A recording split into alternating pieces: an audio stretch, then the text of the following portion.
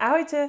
Dnes vám ukážem jeden veľmi jednoduchý recept na ten najlepší brokolicový šalát, aký som kedy jedla.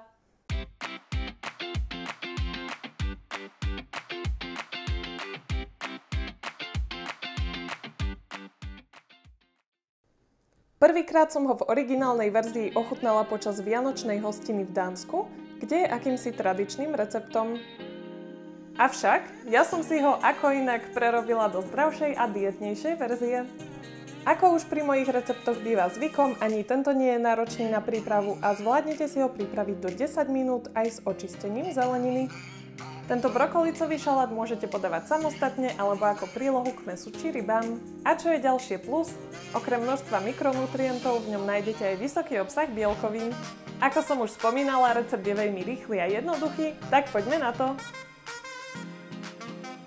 Na 2 porcie potrebujeme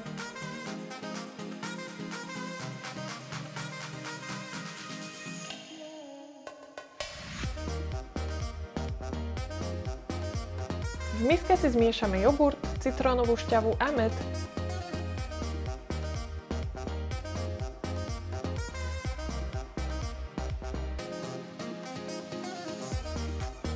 Umytú surovú brokolicu nakrájame a pridáme ju do misky spolu s nadrobno nasekanou červenou cibuľou.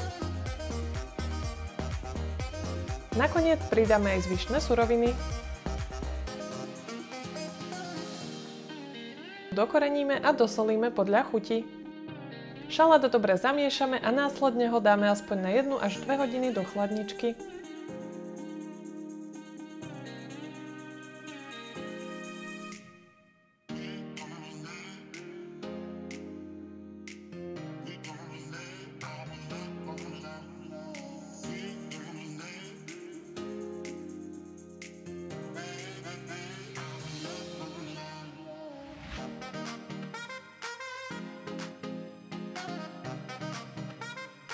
Surovej brokolice sa určite nebojte, je úžasne chrumkavá a podľa môjho skromného názoru chutí takto ešte oveľa lepšie ako uvarená alebo udusená.